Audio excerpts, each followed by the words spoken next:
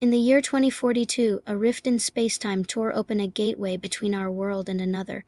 We weren't prepared for what came through. It wasn't aliens from a distant galaxy, nor was it demons from a fiery underworld. It was something far more constructive. The Lego world had arrived, and they weren't here to play. Their leader, a charismatic but ruthless figure known only as General Loco, stood atop a towering plastic mech, his molded helmet gleaming under our unfamiliar sun. His voice, amplified across the skies, declared the dawn of a new era, an era of interlocking bricks and boundless imagination, where the rigid rules of our reality would be replaced by the limitless potential of theirs. And then the invasion began. The first wave wasn't soldiers or ships, but a stampede of colossal Lego dinosaurs. A crimson Tyrannosaurus Rex, each of its teeth the size of a car, smashed through the downtown financial district, its brick-built roar echoing off skyscrapers. Pterodactyls with wingspans of city buses swooped down, their plastic talons snatching cars from the freeways and dropping them like discarded toys. The chaos was immediate, the scale unbelievable. Our world, a world of steel and glass, was suddenly under siege by creatures from a child's imagination. Leading the defense was General Rex, a hardened veteran who had seen it all, or so he thought. From his command center, he watched the monitors in disbelief. His orders were firm, his voice steady, but his mind reeled.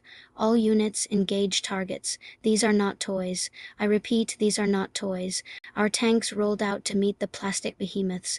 The explosive shells that would have decimated conventional armor simply bounced off the T-Rex's vibrant red hide, dislodging a few bricks that were instantly replaced by smaller, self-repairing Lego drones swarming around it.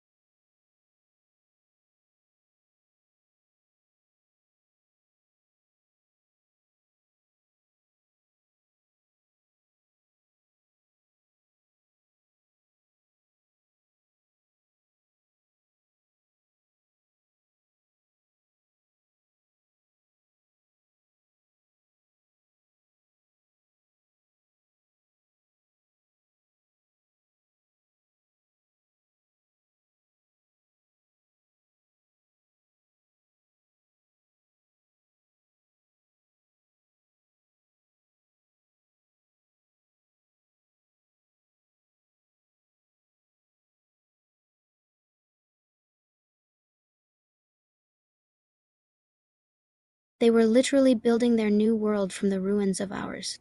Our infantry faced an even stranger threat. Armies of minifigures poured from the landing craft.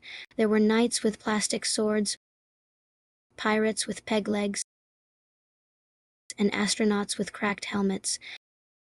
They marched in uncanny unison, their painted-on smiles never faltering.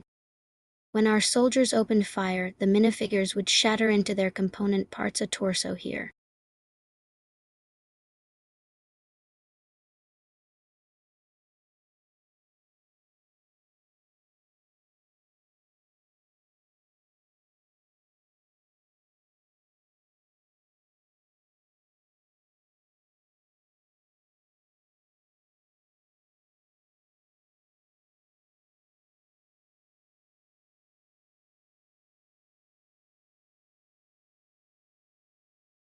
they were held together by a unique energy field, a sort of clutch power that emanated from General Loco's command ship. Disrupting that field could, in theory, cause their entire army to fall apart. The plan was codenamed Operation Unsnap.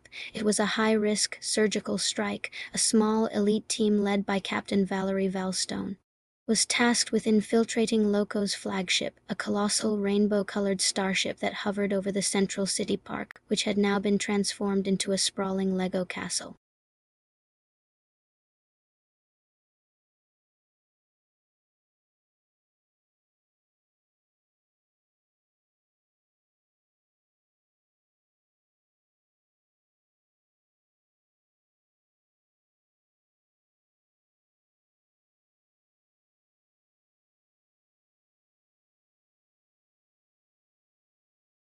These pulses didn't destroy the minifigures, but vibrated them at a frequency that caused their parts to disconnect, buying the team precious seconds to advance.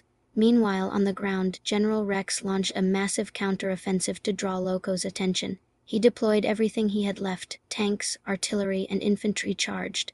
The Lego front lines in a desperate, all-out assault.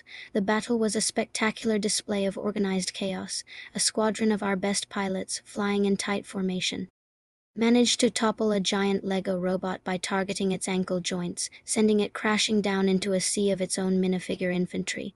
Inside the flagship, Val's team reached the engine room. At its center was a pulsating crystal, the source of the clutch power. It was guarded by General Loco himself, wielding a massive Lego warhammer that could change its shape at his will. "You cannot stop progress, humans," he boomed.